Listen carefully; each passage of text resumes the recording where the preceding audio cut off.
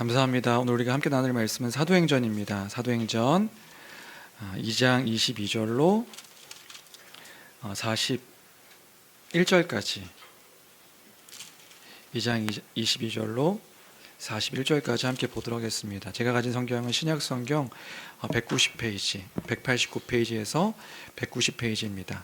사도행전 2장 22절로 41절까지. 오늘은 성경책을 보시는 것이 좋을 것 같습니다. 오늘 특별히 다윗의 예언들, 이런 부분들이 이제 성경책에는 좀 구분되어서 이야기되어지고 있기 때문에 주보를 보시는 것보다 성경책을 보시는 것이 좀 더 유익할 것이라고 생각이 됩니다. 사도행전 2장 22절로 41절까지 다 찾으신 줄 알고 한 목소리를 들어보겠습니다. 함께 읽겠습니다. 시작. 이스라엘 사람들아, 이 말을 들으라. 너희도 아는 바와 같이 하나님께서 나사렛 예수로 큰 권능과 기사와 표적을 너희 가운데서 베푸사 너희 앞에서 그를 증언하셨느니라. 그가 하나님께서 정하신 뜻과 미리 아신 대로 내준 바 되었거늘 너희가 법 없는 자들의 손을 빌려 못 박아 죽였으나 하나님께서 그를 사망의 고통에서 풀어 살리셨으니 이는 그가 사망에 매여 있을 수 없었음이라. 다윗이 그를 가리켜 이르되 내가 항상 내 앞에 계신 주를 배웠으며 나로 요동하지 않게 하기 위하여 그가 내 우편에 계시도다. 그러므로 내 마음에 기뻐하였고 내 혀도 즐거워하였으며 육체도 희망에 거하리니 이는 내 영혼을 음부에 버리지 아니하시며 주의 거룩한 자로 썩음을 당하지 않게 하실 것이미로다.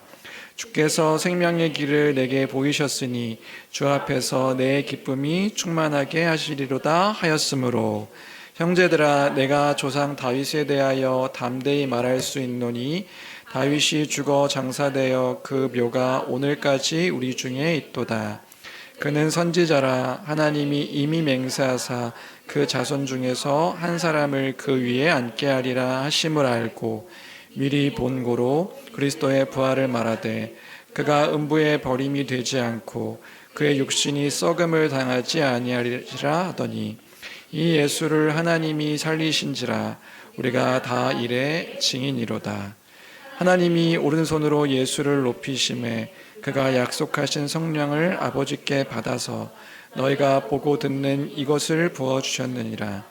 다윗은 하늘에 올라가지 못하였으나 친히 말하여 이르되 주께서 내 주에게 말씀하시기를 내가 내 원수로 내 발등상이 되게 하기까지 너는 내 우편에 앉으라 있으라 하셨도다 하였으니 그런즉 이스라엘 온 집은 확실히 알지니 너희가 십자가에 못 박은 이 예수를 하나님이 주와 그리스도가 되게 하셨느니라 하니라.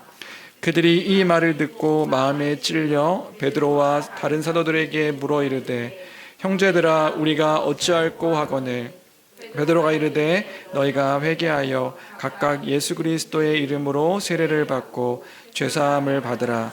그리하면 성령의 선물을 받으리니 이 약속은 너희와 너희 자녀와 모든 먼데 사람 곧 주 우리 하나님이 얼마든지 부르시는 자들에게 하신 것이라 하고 또 여러 말로 확증하며 권하여 이르되 너희가 이 패역한 세대에서 구원을 받으라 하니 그 말을 받은 사람들은 세례를 받음에 이날의 신도의 수가 3,000이나 더하더라. 아멘. 네, 긴 구절 우리가 함께 잘 읽었습니다.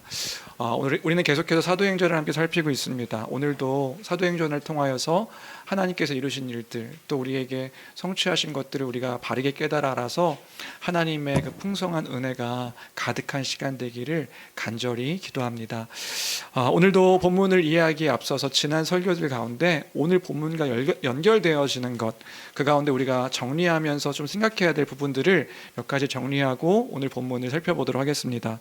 가장 먼저 우리가 좀 생각해야 오늘 본문과 연결시킬 수 있는 것 중에 절기에 대한 2장의 배경이 되는 그 명절에 대한 이해입니다. 가장 먼저 지금 이때가 오순절 때라는 거 우리가 2장 설교하면서 함께 생각했던 것 같아요. 이 오순절이 이스라엘 백성들에게는 역사적으로나 신앙적으로나 굉장히 중요한 절기, 중요한 명절이었다. 왜 중요한가? 역사적으로도 중요했으니 유월절을 기준으로 50일째 되는 날인데 이 날을 뭐라고 불렀냐면 맥추절, 칠칠절 이렇게 불렀던 날이었다고요. 왜 그렇게 불렀는가?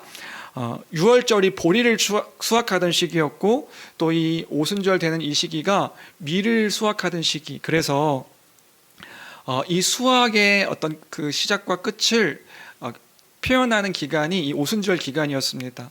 그래서 이 오순절 기간에 어땠는가? 하나님께서 베풀어 주신 그 풍요로움과 풍성함을 기억하며 이 예루살렘의 거룩한 날로 모여서 하나님께서 이렇게 풍성하게 우리에게 베풀어 주셨다, 하나님이 풍요로움을 우리에게 허락해 주셨다, 그것들을 기억하며 거룩한 성회로 모여서 하나님께 제사 지내고 예배드리고 또한 그 기쁨의 축제로 지켰던 이 절기가 오순절. 그러니까 오순절은 그 50일째 되는 날이라는 의미고요, 그 맥추절, 칠칠절의 의미였습니다.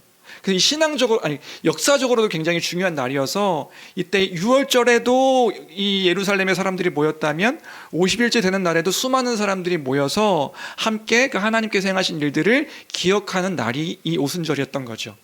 또 하나 신앙적으로도 중요했으니 신앙적으로는 이 50일째 되는 날이 출애굽 때에 그 시내산에서 모세가 하나님께 율법을 받은 날이라고 그렇게 기억하여 기념했던 날이 이 오순절 절기였습니다. 특별히 이스라엘 백성들이 멸망당해서 멸망 때문에 하나님의 그 멸망을 당한 이 시점에 우리가 왜 멸망당했는가? 하나님의 말씀을 우리가 잊어서 하나님을 놓쳤기 때문에, 우리가 하나님의 말씀에 순종하지 않았기 때문에 하나님을 잊어버려서 우리가 멸망하게 되었다. 그래서 이 오순절이 이스라엘 백성들에게 중요한 또 하나의 그 의미의 날들이었던 거예요. 우리 하나님께 돌아가자, 그 말씀을 기억하자, 그 말씀에 순종하자, 하나님을 갈망하자, 이렇게 갈망함으로 지켰던 절기가 오순절이었다. 그래서 하나님 말씀을 더욱더 사모하고 그 하나님을 더욱더 바라보았던 날이 이 오순절이었던 겁니다. 그래서 이 유대인들에게는 이 오순절이 신앙적으로든 역사적으로든 너무나도 중요한 명절이었다, 지키고 있던 때였다 하는 것을 우리가 잘 기억할 필요가 있습니다. 그래서 이때의 사람들은요, 어느 때보다도 기쁨이 가득하고요, 어느 때보다도 신앙적으로 하나님을 향한 갈망이 더 풍성했던 때, 말씀을 사모하며 하나님께 제사 지내며 예배했던 때가 이 오순절 명절이었음을 우리가 잘 기억하며 오늘 본문을 살펴볼 필요가 있습니다. 그러한 때에 제자들은 약속의 말씀을 기억하여 그 분주했던 그 상황 가운데서도 기도했다는 거죠. 기도할 때에 기도한 후인지 기도할 때인지 우리가 알 수 없지만 성령이 오순절에 임하심으로 예수 그리스도로 충만해져서 그 말씀을 깨닫게 되고 하나님께서 하신 일들과 예수 그리스도께서 그 말씀하신 것들을 깨달아 알게 되어서 진리의 충만함으로 하나님의 그 예언의 말씀 또 하나님 나라의 성취를 선포하게 되었으니, 성령의 말하게 하심을 따라 각 나라의 방언으로 이제 오순절 때에 막 선포하게 되어진 것입니다. 그렇게 수많은 사람들에게 하나님의 큰 일을 각 나라의 방언으로 막 선포하게 된 것이지요. 그러니까 어떻게 돼요? 그걸 들었던 사람들이 난 곳 방언으로 하나님의 큰 일을 이렇게 막 듣는 사람들이, 이게 어떻게 된 일인가? 저 사람들은 분명히 갈릴리 사람들인데, 시골 촌뜨기들인데, 배우지도 못했고 알지도 못했던 사람들이 어떻게 하나님의 큰 일을 선포할 수가 있는가? 1번. 그리고 우리가 태어난 각 나라의 방언으로 어떻게 저렇게 이야기할 수 있는가? 그래서 어떤 사람들은 놀라기도 하고 어떤 사람들은 저것들 술 취했다라고 조롱하기도 하는 일들이 이제 그 오순절의 예루살렘의 그 광경이었습니다. 그때의 성령의 충만함으로, 그 진리의 충만함으로 말씀을 풍성하게 깨닫게 되었던 베드로가 제자들을 대표해서 이제 이 일들이 무엇을 의미하는 것인가 설교하기 시작한 것이지요. 그게 우리가 오늘 읽은 사도행전 2장 14절부터 특별히 16절부터 36절까지의 내용인 것입니다. 하나님의 큰 일은 이런 것이다 라고 이제 선포하는 내용이 오늘 설교의 내용인 것이지요. 16절부터가 설교였습니다. 16절부터 21절까지는 우리가 지난주에 함께 살펴봤었죠. 크게 세 부분으로 나눌 수 있는데 16절부터 21절까지, 그리고 22절부터 32절까지, 33절부터 35절, 36절까지 세 부분으로 이 설교가 구성되어져 있습니다. 16절부터 21절까지는 어떤 내용이었나요? 그게 바로 지금 이 오순절에 막 방언으로 말하고 각 나라 언어로 하나님의 큰 일을 전하는 이 사건이 무엇을 의미하는가, 특별히 구약 성경의 요엘의 예언서를 끌고 들어와서 이것이 무엇을 의미하는지를 설명해 주었던 거죠. 기억하시나요? 그래서 이게 어떤 의미인가?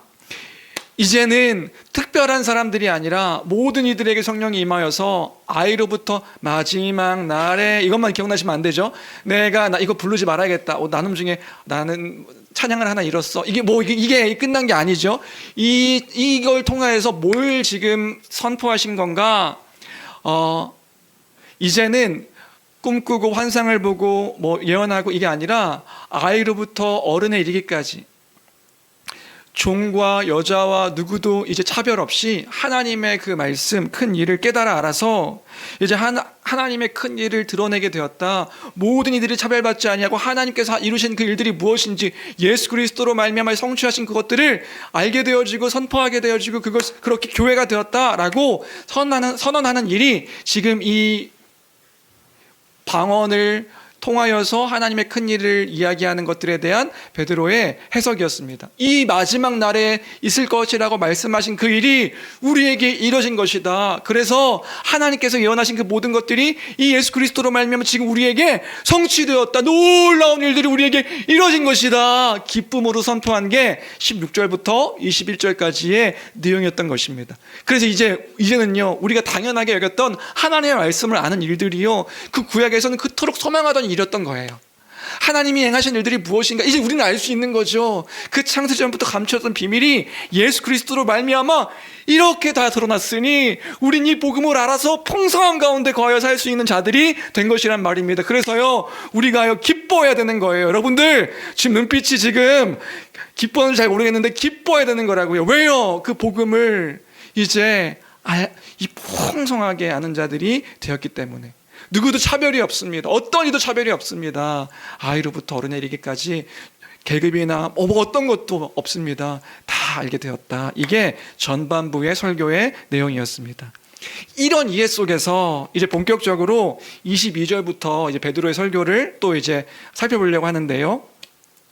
여기서도요, 본문을 이해하기에 앞서서 우리가 두 가지 정도 이 본문을 살펴보는데 눈여겨볼 것들이 있음을 우리가 먼저 봤으면 좋겠습니다. 두 가지가 있는데요, 뭐냐 하면 먼저는 베드로가 이렇게 36절까지 설교한 후에 하나님의 큰 일을 전했는데 전하고 났을 때에 그걸 들은 유대인들의 반응은 어떠했는가 먼저 좀 우리가 살펴봤으면 좋겠어요. 31절에 처음에는 베드로가 설교하기 전에는 그 하나님의 큰 일을 듣고 막 놀라기도 하고 조롱하기도 했던 그 사람들이 베드로의 설교가 끝난 다음에 반응이 어떤 반응인가 봤더니 37절입니다. 37절 말씀 같이 읽겠습니다. 함께 읽습니다. 시작. 그들이 이 말을 듣고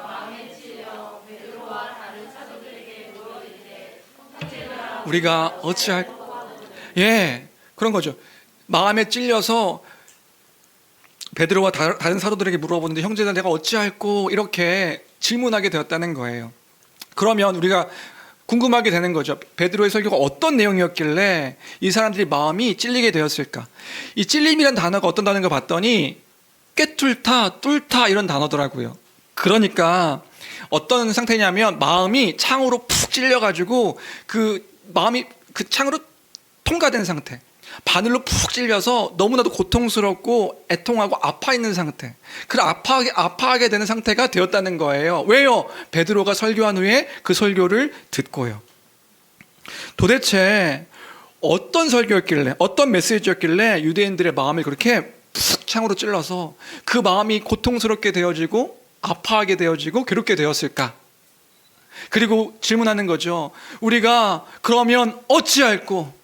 우리가 어떻게 하면 되겠습니까? 이런 반응으로 조롱하던 사람이, 그냥 놀랬던 사람들이 반응하게 되었을까요? 이게 첫 번째 오늘 본문을 바라보는 하나의 포인트일 것 같고요. 이들이 유대인들인데 유대인들이 설교를 듣고 마음이 애통하게 되었다면, 괴롭게 되었다면, 고통스럽게 되었다면 어떤 설교였을까? 우리가 관심을 가지고 보면 좋을 것 같고요. 두 번째로는 오늘 베드로의 설교를 이해하기 위해서 또 중요한 포인트로 생각해 볼 것이 있습니다. 이게 뭐냐면 오늘 베드로가 하나님의 큰 일을 전하는데 그 하나님의 큰 일을 전하는 그 내용의 주어는 누구인가? 우리가 가볍게 흘려보낼 수 있는데 그 주어가 누구냐고 이야기되어지는지를 우리가 잘 살펴볼 필요가 있어요. 그럼 본격적으로 22절부터 살펴볼까요? 베드로 사도의 설교입니다. 22절 같이 읽겠습니다. 함께 읽습니다. 시작. 이스라엘 사람들아 이 말을 들으라. 너희도 아는 바와 같이 하나님께서 나사렛 예수로 큰 권능과 기사와 표적을 너희 가운데서 베푸사 너희 앞에서 그를 증언하였느니라. 예. 그럼 두 번째의 그 질문이 해결이 되네요. 주어가 누구로 돼 있죠? 이건 이 국어 싸움이네요. 주어가 누구예요? 하나님께서. 그래서 지금부터 베드로가 설교하는 설교의 모든 메시지의 주어는 하나님이 하셨다예요. 이게 아니라고요. 지금 베드로가요, 하나님께서 하셨다고 말하고 있지, 예수 그리스도가 누구이신가, 예수 그리스도가 어떤 일을 행하셨는가, 이렇게 얘기하지 않는다고요. 예수님은 누구이신가, 이런 설명을 하는 게 아니라 하나님께서 지금 이 일들을 우리에게 하신 것이다, 이렇게 말하고 있는 게 베드로의 그 설교의 핵심인 거예요. 하나님이 이런 일을 하셨다. 그럼 하나님께서 뭘 하셨다는 거예요? 그때의 22절을 보면 그 당시의 사람들, 유대인들이 많은 부분에서 동의하고 있고 알고 있는 예수님에 관한 내용들을 근거로 해서 지금 이야기하고 있는 거예요. 너희가 아는 바와 같이, 22절에 보니까 그렇게 돼 있죠. 너희도 아는 바와 같이, 너희 알고 있잖아. 하나님께서 나사렛 예수로 큰 권능과 기사와 표적을 너희 가운데서 행하신 것이다. 그래서 그를 하나님이 증언하신 거다, 이렇게 이야기하고 있는 거예요. 그러니까 지금 이런 맥락에서 생각할 수 있는 건 뭐냐면, 예수님께서 하셨던 그 큰 권능, 듀나미스, 큰 기적, 기사, 표적이 뭐냐면, 이 큰 권능, 예수님께서 하신 큰 권능은 하나님의 큰 능력을 보이신 것이고, 예수님께서 하신 그 기사, 놀라운 일들, 사람들이 봤을 때 놀라운 일들이거든요. 기사는요, 이 예수님께서 하신 놀라운 기사는 하나님께서 예수님을 통해 이루신 일들이고, 예수님께서 하신 그 표적은 하나님께서 성취하신 그 영적인 진리를 구현하기 위해서 하신 일들이다, 이 얘기를 지금 하고 있는 거란 말이에요. 무슨 말인지 드세요? 예수님께서 하신 그 모든 일들이 하나님께서 예수 그리스도를 통해 하신 일들이고, 그래서 반대로요, 이 예수님께서 하신 일들을 우리가 보면, 이거 봤다면 뭘 알아야 되는 거냐 하면 하나님이 누구이신지를 알아야 된다라고 말하는 것이 지금 베드로 사도가 유대인들에게 말하고 있는 핵심적인 내용이란 말이에요. 예수님을 보았는가? 그러면 하나님을 알게 하신 거야. 예수님을 통해 당신 하나님을 드러내신 거야. 이 말은요, 예수님께서도 유대인들에게 끊임없이 하셨던 말씀이세요. 나를 본 자 아버지를 본 것이다. 우리 두 구절만 같이 살펴볼까요? 끊임없이 유대인들에게 말했던 건 내가 나를 위해서 일들을 하는 것이 아니라 내가 아버지의 뜻을 행하는 것이다. 나를 본 자는 아버지를 본 것이다. 요한복음 5장 36절인데요. 5장 36절 먼저 함께 읽겠습니다. 함께 읽습니다. 시작. 내게는 요한의 증거보다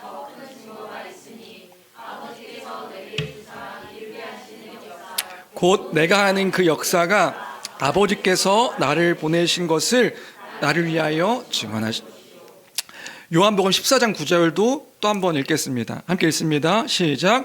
예수께서 이르시되 빌립아, 내가 이렇게 오래 너희와 함께 있으되 네가 나를 알지 못하느냐? 나를 본 자는 아버지를 보았거늘 어찌하여 아버지를 보이냐 하느냐.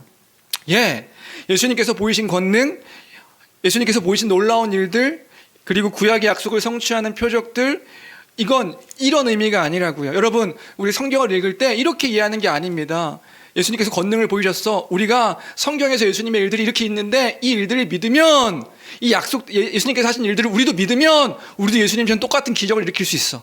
우리가 이것들을 믿으면, 성경 문자적으로 우리가 믿어서 예수님이 하신 일들, 이것들을 우리도 믿으면 우리도 그 능력을 따라서 예수님처럼 똑같은 이런 기적을 일으킬 수가 있어. 이런 걸 얘기하고 있는 게 아니라고요. 우리가 성경을 믿어요?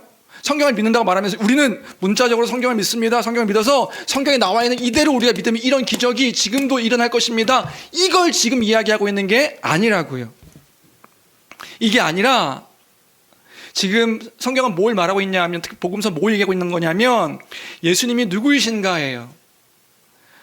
그 권능을 보이시고 기사와 표적을 일으키신 그분이 누구이시냐. 이분이 구약에서 약속하신 그 하나님의 약속의 성취며 하나님께서 이루신 이 일들을 보이신 분이시다. 이걸 복음서에서 계속해서 이야기해 주고 있는 거라고요.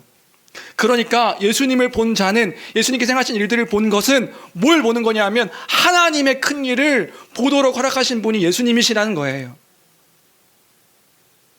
그래서 예수님을 알면요, 하나님을 아는 것입니다. 예수님을 알면요, 하나님의 뜻을 아는 것입니다. 그래서 우리의 관심은 예수 그리스도이신 거죠. 그가 하신 일은 무엇인가? 그가 말씀하신 것은 무엇인가? 그는 누구이신가? 이걸 바라봐야 하는 것이에요. 그래서 23절입니다. 23절. 그가 하나님께서 정하신 뜻과 미리 아신 대로 내준 바 되었거늘 너희가 법 없는 자들의 손을 빌려 못 박아 죽였으나. 뭐라는 거예요? 하나님께서 정하신 뜻과 미리 아신 대로 그 예수를 너희에게 내어주셨다. 내어주셨는데 유대인들에게 말하는 거죠. 하나님이 당신을 알게 하시려고, 당신의 뜻을 알게 하시려고 너희에게 이 예수 그리스도를 내어주셨는데 너희는 그것을 뭐 했는가?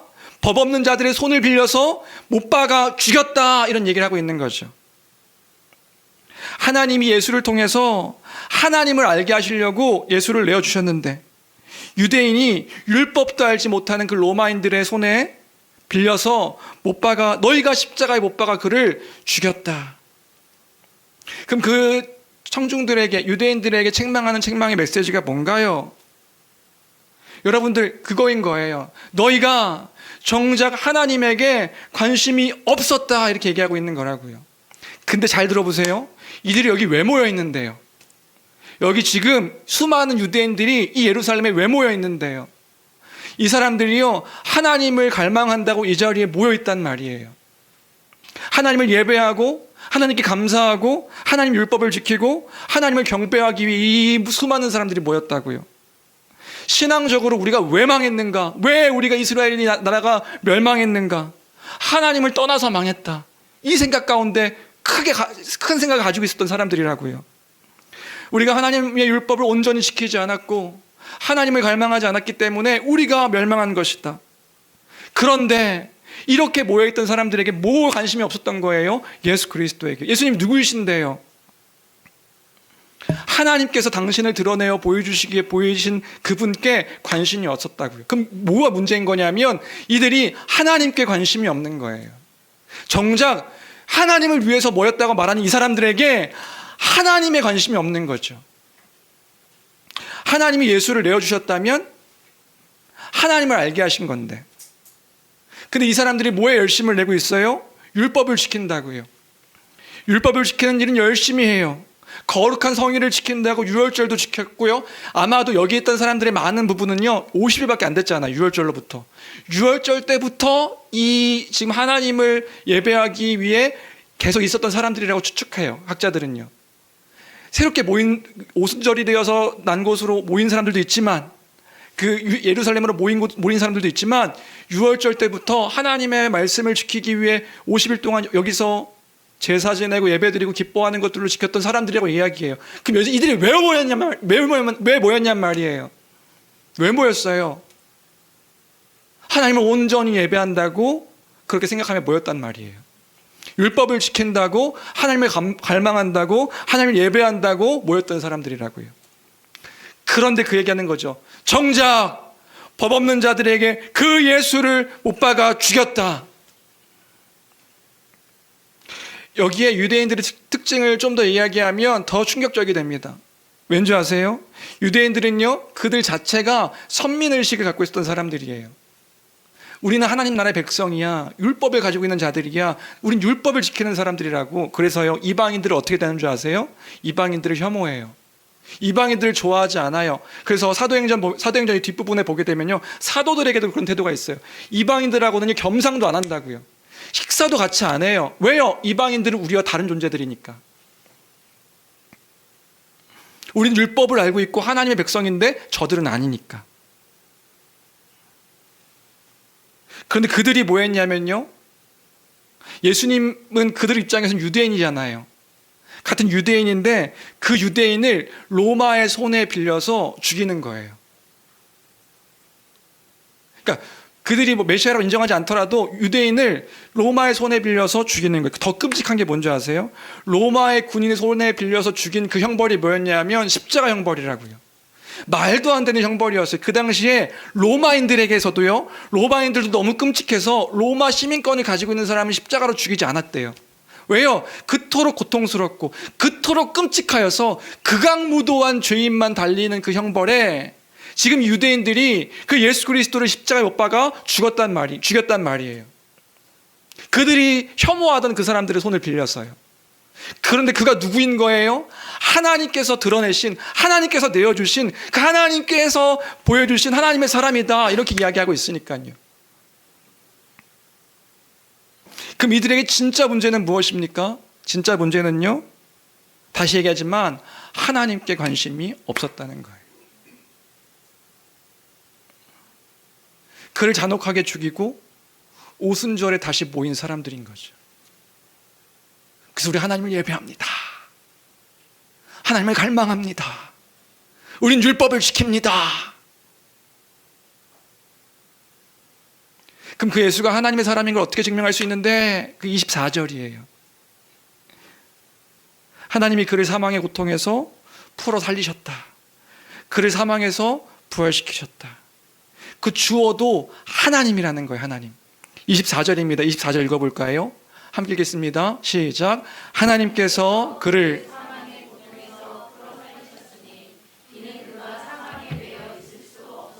그래서 하나님께서 그를 사망의 고통에서 하나님이 그를 살리셨다. 그래서 이가 하나님의 사람이라는 것을 보여주셨다. 이걸 듣고 있는 사람들이 유대인이라는 걸 우리가 잘 기억할 필요가 있어요. 그리고 이 다음부터가 중요합니다. 이 다음 때문에 좀 힘들었는데 이 다음부터가 중요한데요, 베드로가 이제 유대인들에게 하나님의 그 큰 일을 증언하는데 예수의 부활의 의미를요, 유대인들의 눈높이에서 설명해 준다는 것이 특별한 거예요. 그러니까 사실 우리가 구약 성경을 잘 안다면 우리가 잘 이해할 수 있는데, 유대인들이 이해할 수 있게 이 부활의 의미를 설명해 주고 있어요. 그게 25절부터 28절이고 다윗의 시편을 끌고 들어와서 이게 하나님의 약속의 성취야, 이걸 이야기해 주고 있는데, 그래서 결과적으로 뭐냐 하면 베드로가 말하는 게, 하나님께서 예수님을 사망해서 다시 살리심은 다윗이 예언한 것의 성취였어.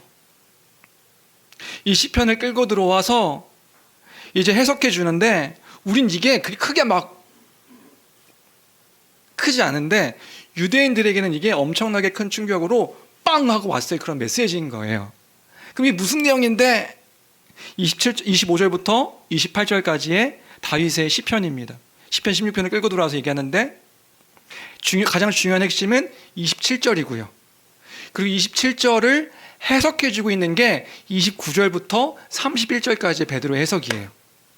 무슨 말인지 되세요? 다윗의 시편을 끌고 들어와서 이걸 지금 특별히 27절이 중요한데 27절을 해석해주고 있는 게 29절부터 31절까지의 내용이라고요. 27절 같이 함께 읽어볼까요? 27절 읽겠습니다. 시작. 이는 내 영혼을 음부에 버리지 아니하시며 주의 거룩한 자로 썩음을 당하지 않게 하실 것이미로다, 라고 다윗이 시편에 이렇게 기록했는데, 이것이 무엇을 의미하는가, 이걸 29절부터 31절까지를 설명해 주고 있어요. 29절 읽어볼까요? 29절 베드로 해석입니다. 함께 읽습니다. 시작. 형제들아, 내가 조상 다윗에 대하여 담대히 말할 수 있노니 다윗이 죽어 장사되어 그 묘가 오늘까지 우리 중에 있도다. 지금 27절에서는 다윗이 내 영혼을 음부에 버리지 아니하시며 주의 거룩한 자로 썩음을 당하지 않게 하실 것이미로다, 썩지 않을 것이다 라고 얘기했는데, 여러분들 형제들 잘 알고 있지 않는가? 다윗은 죽었다. 너희들이 잘 알고 있는 그 다윗은 우리가 잘 알고 있는 그 다윗성의 묘지에 묻혀져 있지 않냐. 그럼 이건 다윗을 가리키고 있는 것이 아니라 다윗이 지금 누구를 바라보고 이야기하고 있는 것이다. 30절입니다. 30절 읽겠습니다. 시작. 그는 선지자라 하나님이 이미 맹세하사 그 자손 중에서 한 사람을 그 위에 앉게 하리라 하심을 알고 미리 본고로 그리스도의 부활을 말하되 그가 음부에 버림이 되지 않고 그의 육신이 썩음을 당하지 아니하시리라 하더니, 이것은 다윗을 이야기하고 있는 것이 아니라 죽음에 머물지 않고 썩음을 당하지 않은 그 부활을 이야기한 것이다. 예수 그리스도를 이 다윗이 그가 선지자가 되어 이것들을 예언한 것이다. 근데 문제는요 30절인 거예요. 30절. 30절에 뭐라고 이야기하고 있는 거냐면 다윗이 하나님이 맹세하사 그 자손 중에서 한 사람을 그 위에 앉게 하리라 하심을 알고 미리 본 것을 예언한 것이다. 여러분 이게 지금 무슨 얘기인지 이해가 되시나요? 근데 유대인들은 단번에 알았다고요. 우리도 사실 단번에 알아야 되긴 하거든요. 우리 수요 금요 강좌 때 언약 배웠으면 단번에 알아야 되는데 단번에 모른다는 건 우리가 다시 하면 된다는 거죠. 아주 아름다운 이야기입니다. 뭐냐면 뭘 팍 떠올리냐면 지금 이게 다윗 언약을 끌고 들어와서 지금 베드로가 이야기하고 있는 거예요. 그 언약을 기억하게 하면서 유대인들에게 이야기하고 있는 거라고요. 그럼 여러분 다윗 언약의 핵심이 무엇입니까? 다윗 언약의 핵심은요 하나님께서 그 다윗의 자손으로 말미암아 사무엘하 7장이죠. 그 다윗의 자손으로 말미암아 내가 너의 자손으로 영원한 나라를 이루시겠다라고 말씀하신 그 약속의 말씀의 핵심, 그게 핵심이 다윗 언약의 핵심인 거예요. 구약에서는요 다윗의 실제적인 그 솔로몬을 통하여서 그 나라가 이루어지는 것 같이 보였죠. 근데 솔로몬 이후에 나라가 분열되어지고 그 두 나라가 다 멸망한단 말이에요. 멸망당해서 하나님께서 영원한 나라를 약속하셨는데 그 나라가 무엇인가? 다윗의 자손을 통하여서 내가 이 나라를 영원토록 약속하셨는데 그 약속이 무엇인가? 구약에서는 이스라엘이 멸망했다고요. 북이스라엘도 망하고 남유다도 망하고 그러면 그 나라가 끝났는가? 아니요. 하나님은 그 언약을 여전히 기억하고 계시고 여전히 성취하시는 분이시라는 거예요. 그럼 이 약속의 자손을 누구 얘기하는 건데 다윗도 그 사망에 머무르지 않고 썩지 않는 그 부활의 주님, 그 거룩한 자를 봤다고 이야기하는 거예요. 그가 누구인가? 그가 부활하신 예수 그리스도이시다. 그 부활하신 예수 그리스도가 다윗의 자손으로 영원한 나라를 약속하실 그분이다. 하나님께서 그 예수 그리스도로 말미암아 그 영원한 나라를 보이시고 성취하신 것이다. 그래서 예수 그리스도 오셔서 하신 일이 뭐예요? 하나님 나라가 임하였다 선포했던 것이 그 나라, 그 핵심 메시지인 거잖아요. 그래서 계속 말씀드리면 마태, 마가, 누가복음 곳곳에서요 예수님이 누구이신가 이 얘기를 하고 있다고요. 아브라함과 다윗의 자손 예수 그리스도다. 그 언약의 성취로 하나님 나라를 회복하실 그 예수, 그 자손으로 예수 그리스도라고 얘기를 계속하는 거예요. 복음서에서요. 그가 누구이신가? 그 약속의 자손의 성취이신 영원한 나라를 회복하실 그 왕 되신 예수 그리스도시다. 누가복음을 보더라도요 예수님의 정체성을 다윗의 자손으로 계속 말하고 있는 것을 볼 수 있어요. 우리 두 구절만 볼까요? 두 구절만요. 마리아가 뱃속에서 품고 있을 때 천사가 와서 이 예수가 누구인지 정체성을 이야기해 줍니다. 누가복음 1장 32절 33절입니다. 같이 읽어보겠습니다. 시작. 그가 큰 자가 되고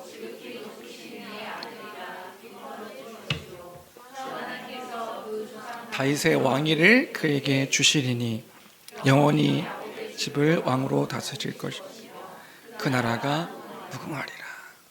누가복음 1장 69절도요. 읽겠습니다. 시작. 우리를 위하여 구원의 뿔을 그 종 다윗의 집에 일으키셨으니. 그러니까 지금 베드로가 유대인에게 전한 그 예수의 부활의 의미는 단순히 우리가 그냥 이미 상식적으로 알고 있는 예수께서 부활하셔서 생명으로 살아나셨다 이 얘기를 하고 있는 게 아니라고요. 그럼 뭘 얘기하고 있는 거냐면 그 부활은 다윗의 예언의 성취이며 그 부활은 다윗의 언약을 통하여서 하나님께서 하나님의 나라를 회복하시겠다고 말했던 그 회복의 성취였다. 그 예수가 너희가 기다리던 그 예수님이 너희가 기다리던 그토록 고대하던 하나님이 보내신 참 메시아다 이 얘기를 하고 있는 거예요. 구원자로 보내신 그분이 바로 예수 그리스도시다. 그 부활로 말미암아 하나님께서 이 일들을 성취하신 것이 다윗이 예언했던 그 예언이 이 부활로 말미암아 성취되어져서 그가 약속의 자손으로 하나님의 나라를 성취하시기 오신 그분이시다. 그 32절에 뭐예요? 이 예수를 하나님이 살리신지라 우리가 다 이 일에 증인이로다. 다시요, 지금 베드로는요 하나님이 예수를 부활시키셨다가 방점이 아니라고요. 하나님이 예수를 다시 살리신 것이 어떤 의미인가?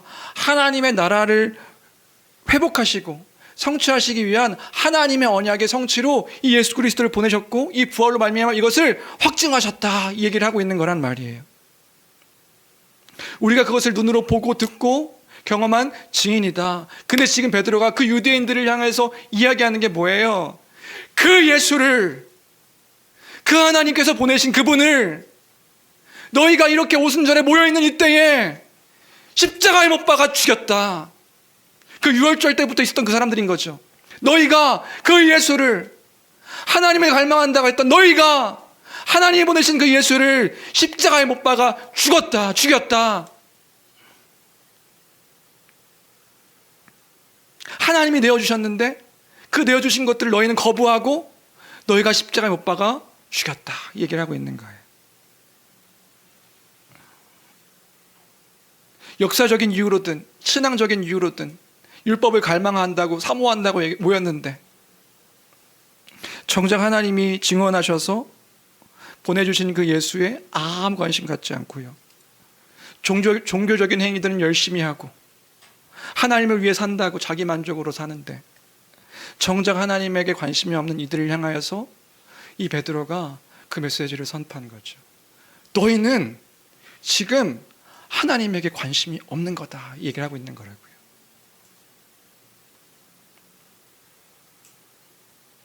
너희가 그 하나님을 거부하고 있는 거다, 이렇게 얘기하고 있는 거라고요. 이것이 32절까지고요 33절부터는 그 부활하신 예수 그리스도께서 어떻게 되셨는가, 이제 승천 이야기를 하는 거죠. 하나님께서 그를 올리셔서 우편에 앉히시고 너희가 보내주신 성령을 우리에게 보내주신 것이다. 그럼 그 하나님께서 왜 보좌 우편에 왜 올리셨는데, 하늘로 왜 올리신 건데, 그것도 하나님이 하셨다고 이야기하는 거예요. 하나님이 그 예수를 왜 우편에 올리셨는데 시편 110편을 끌고 들어와서 그 하늘로 올리심의 의미를 설명해 줍니다. 그게 34절 35절이에요 34절 35절 같이 읽어볼까요? 함께 읽겠습니다. 시작. 다윗은 하늘에 올라가지 못하였으나 내가 내 원수로 내 발등상이 되게 하기까지 너는 내 우편에 앉아있으라 하셨도다 하였으니, 하나님 말씀하시기를 내 원수로 내 발등상이 되게 하기까지. 발등상이 뭐냐 하면 이제 왕이 이제 앉았을 때에 발을 놓는 상이래요. 그러니까 그것을 완전히 정복하고 완전히 지배할 때까지 너는 내 우편에 앉아서 그 영원한 나라를 다스리고 통치하시는 주로 세우시기 위하여 하늘로 올리셨음을 그 다윗의 시편을 통하여서 이것이 성취된 것이 하늘로 올리심이다. 그럼 그가 누구이신데요? 그가 너희가 죽인 그 예수가 온 만물을 다스리시고 통치하시는 그 왕이 되신 거다. 그 온 우주 만물을 통치하시는 주가 되신 거다. 그리고 성령을 보내셔서 이 성령으로 말미암아 우리에게 그 하나님의 큰 일들을 전하게 하셨으니 지금 너희들이 보고 있는 듣고 있는 일들이 하나님께서 이 모든 것들을 통하여 하신 일이다. 그토록 고대하던 그 하나님 나라의 회복을 이 예수 그리스도를 통하여서 행하신 것이다. 그래서 결론이 36절입니다. 36절 읽어볼까요? 함께 읽겠습니다. 시작. 그런즉 이스라엘 온 집은 확실히 알지니 너희가 십자가에 못 박은 이 예수를 하나님이 주와 그리스도가 되게 하셨느니라 하니라. 여기까지가요 베드로의 설교의 내용이었습니다. 이해가 되실까요? 어떤 내용인지요? 이해 안 되면 어떻게 되나? 안 되면 또 해야죠 뭐. 이해가 되셨다면 다시 본문을 처음 살펴볼 때에 처음 질문했던 것으로 다시 돌아와서 생각하고 싶습니다. 유대인들이 이 설교를 듣고 마음이 찔려서 우리가 어떻게 해야 될까? 우리가 어찌할꼬? 이렇게 이야기했다면, 지금 유대인들이 이 얘기를 듣고 마음이 막 찔리는 거예요. 그 마음의 찔림이 그냥 찔림이 아니라 그 칼디아 전 존재가 막 창에 뭔가 막 쿡 찔린 것처럼, 찢어진 것처럼, 막 예리한 칼에 난도질 당한 것처럼 막 아파서 이야기하는 거죠. 우리가 어떻게 하면 됩니까? 그럼 만약에 이렇게 이 유대인들이 이 설교를 듣고 유대인들이 괴로웠다면 이들이 괴로웠던 이유는 무엇이었을까요? 그들이요 들켜버렸기 때문이겠죠. 그들의 상태를 들켜버렸기 때문에 그런 걸 거예요. 종교적인 포장지로 열심히 자기를 포장하고 있는데 하나님을 갈망한다고, 하나님을 바라고 있다고 그렇게 열심을 다해서 이 오순절에도 모여가지고 이 일들을 하고 있는데 내가 정작 하나님을 놓치고 있었구나, 하나님을 기억하지 않고 있었구나, 하나님의 하신 일에 관심이 없었고 있었구나. 열심을 다한다고 모였다고요. 유월절에 모이고 오순절에 모이고 또 다른 절기들에 모이고 예루살렘에 올라와서 그때마다 제사하고요. 그럼에도 불구하고 뭘 알게 된 거냐면 하나님이 없었구나. 구원을 그토록 갈망한다고 이야기하면서, 그토록 하나님을 갈망한다고 하면서, 그토록 하나님의 회복을 바란다고 하면서 이 모든 일들이 다 그런 거였다고요. 그런데 뭐에 관심이 없어요? 하나님이 증언하신 일에는 관심이 없었던 자신을 깨달아 알게 된 것이란 말이지요. 여러분, 오순절에 예루살렘에 모인 것이 잘못입니까? 아니요, 그들은 잘못이 아닌 거예요. 그건 잘못이 아닙니다. 그건 큰 일이에요. 너무 귀한 일이기도 하죠. 여러분 잘 생각해 보세요. 그때는 비행기가 있었던 것도 아니고요, 차가 있거나 택시가 있거나 버스가 있었던 것도 아니라고요. 수날의 길을, 수달의 길을요, 그 하나님을 예배한다고 모였던 사람들인 거예요. 각 지역에 있던 사람들이, 각 나라에 있던 사람들이 모여가지고 예루살렘에 모여서 하나님을 예배합니다. 하나님을 갈망합니다. 하나님의 구원을 기대합니다. 얼마나 큰 수고와 열심이었겠어요. 그런데 지금 이 베드로의 설교를 통하여서 알게 된 거예요. 뭘 알게 됐냐면 정작 하나님께서 하신 그 모든 일들엔 관심이 없었구나. 하나님께서 보이신 모든 것에 아무런 기대도 없었구나. 왜 그랬을까요? 여러분, 오늘 우리가 함께 기억하고 싶은 건 그겁니다. 왜 그랬을까요? 그들이 왜 그랬을까요? 왜냐하면요, 그 예수가 내가 기대한 존재가 아니거든요. 내가 바라던 모습이 그게 아니거든요. 자신이들이 기대했던 메시아는 그런 모습이 아니었거든요. 더 화려하고 더 강력하고 더 힘이 있고 더 카리스마 있고 그런 넘치는 어떤 것들을 보여줄 그런 하나님의 사람을 기대했거든요. 그 약속을 따라 왕으로 오신다면 그 다윗의 자손으로 오시는 그 왕은 모든 힘과 권력으로 이 모든 세상을 통치할 왕으로서의 그 메시아를 기대했는데 예수는 그런 사람이 아니었단 말이지요. 뭐예요? 내 기대와 다르니까 하나님의 말씀이 보이지가 않는 거예요. 오늘 본문을 통해서 우리가 기억하고 싶은 것은 그것입니다. 우리의 태도 속에 이 유대인들의 그런 모습들이 우리에게 있지 않는가 돌아보는 이 주일이 되었으면 좋겠습니다. 우리의 관심이 정말로 하나님께 있는가?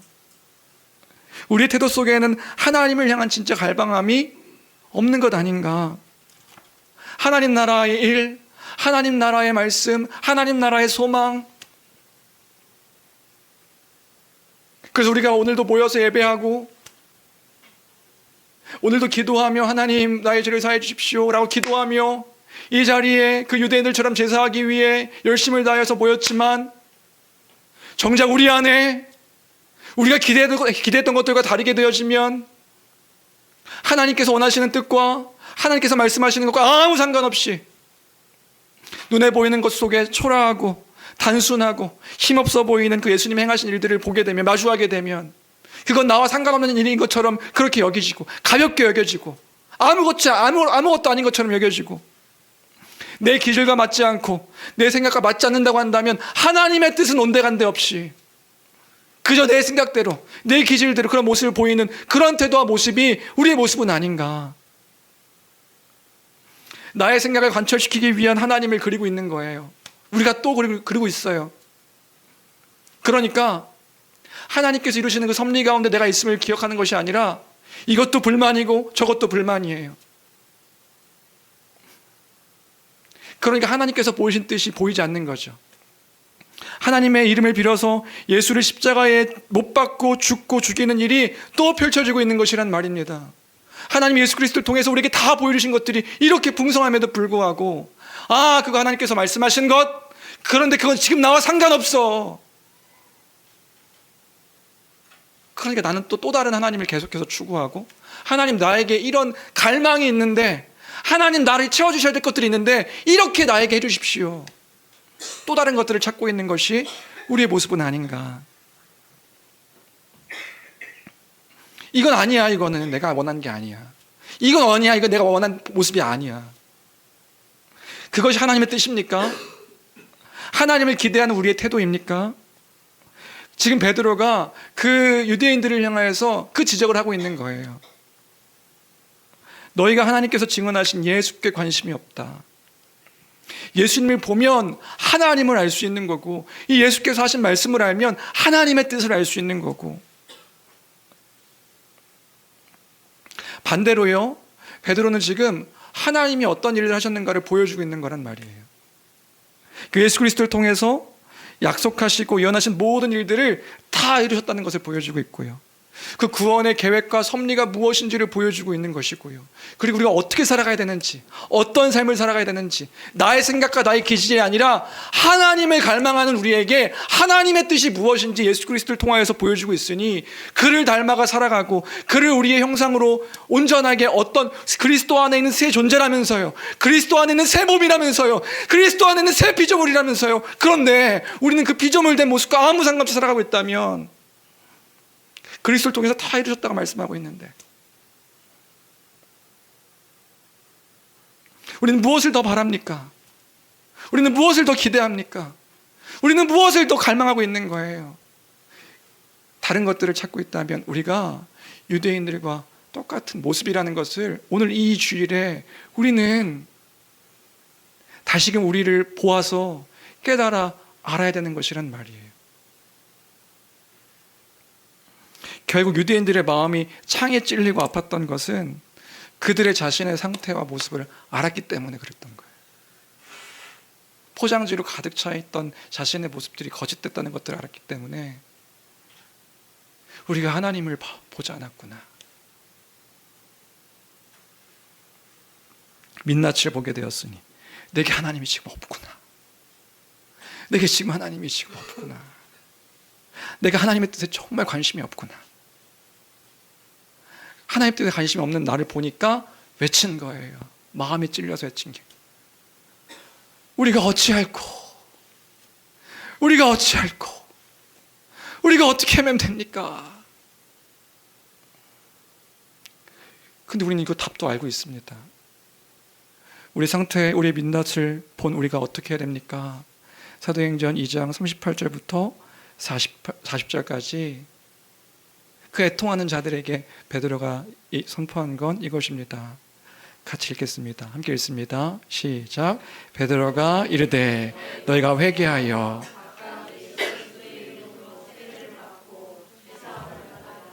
그리하면 성령의 선물을 받으리니 이 약속은 너희와 너희 자녀와 모든 먼 데 사람 곧 주 우리 하나님이 얼마든지 부르시는 자들에게 하신 것이라 하고, 또 여러 말로 확증하며 권하여 이르되 너희가 이 패역한 세대에서 구원을 받으리라. 여러분, 뭐라고 얘기하고 있냐면, 그렇게 마음이 찔려하고 있는 그 상태에서 회개하라 이렇게 얘기하는 거예요. 회개하라는 건 책망이 아닙니다. 여러분, 회개하라는 건 여러분들을 향한 꾸짖음이, 그 사람들을 향한 꾸짖음이 아닌 거예요. 회개하라는 건 뭡니까? 그 죄 가운데 있던 상태인 것들을 깨달았을 때 그 죄에서 돌이키고 하나님께로 돌아서라. 그것이 너무나도 아프고 그것이 무엇인지 아는 자, 그게 들렸다면 회개하라. 회개하여 각각 예수 그리스도 이름으로 세례를 받고 죄사함을 받으라. 우리는 세례를 다시 받을 이유가 없죠. 그럼 우리에게 적용한다면 뭔 거예요? 우리가 그 성령으로 말미암아 교회되고 믿음으로 그 그리스도의 풍성함을 받은 자라고 한다면, 이제는 그 구원을 받기 위해서, 그 죄사함을 그 하나님의 영원한 그 죄책을 사함받기 위해서 우리가 회개하고 세례를 받고 하는 게 아니에요. 그럼 우리는 어떤 건가요?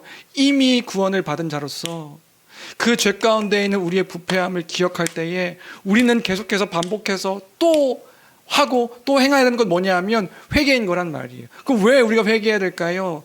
그래야 그때에 하나님의 뜻 가운데 있는 나임을 다시금 기억하여서 죄에서 돌이킬 때 우리가 살 수 있는 자임을 알게 되었기 때문에 그런 거죠. 하나님께로 돌아설 때 우리가 온전히 살 수 있는 자임을 알게 되었기 때문에 그런 거예요. 동일한 메시지인 겁니다.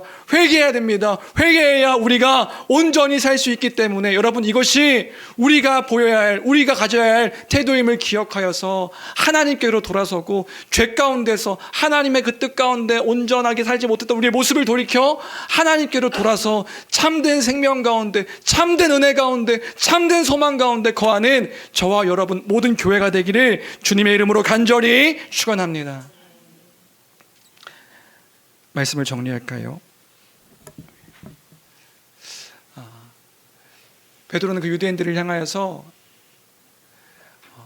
책망과 함께 그 책망으로 끝나는 메시지를 전한 게 아닌 거예요. 39절, 이 약속은 너희와 너희 자녀와 모든 먼 데 사람 곧 주 우리 하나님이 얼마든지 부르시는 자들에게 하신 것이라. 그러니까 회개하면, 다시 하나님께로 돌아서면, 하나님께 아무 관심 없던 너희가 하나님께로 돌아서면 살 수 있기 때문에 다시 회개하여 주께로 돌아오라고, 온전히 돌아오라고 선포하고 있는 메시지인 것이지요. 오늘도 우리에게 동일합니다. 주안의 사랑 성도 여러분, 어떠한 삶을 사셨든지 어떠한 모습과 태도였든지 다시금 기억하여서 하나님께, 하나님의 뜻 가운데 다시금 기억하여 주께로 돌아와 내가 죄인의 길에 서 있다면, 죄 가운데 그 하나님을 놓치고 살고 있다면, 그 안에 하나님의 풍성함을 잃어버린 우리라면 다시금 기도하여 그 하나님의 풍성함을 맛보고 그 가운데 거하여 하나님의 그 은혜의 그 뜻 가운데서 살아가고 살아내는 우리가 되기를 간절히 빌고 원합니다. 그때 우리가 살 수 있는 것이다. 우리가 회개할 때에 주께서 우리를 다시금 회복하심을 잊지 않고 기억하는 우리가 되었으면 좋겠습니다. 우리 말씀 생각하면서 같이 찬양했으면 좋겠는데요.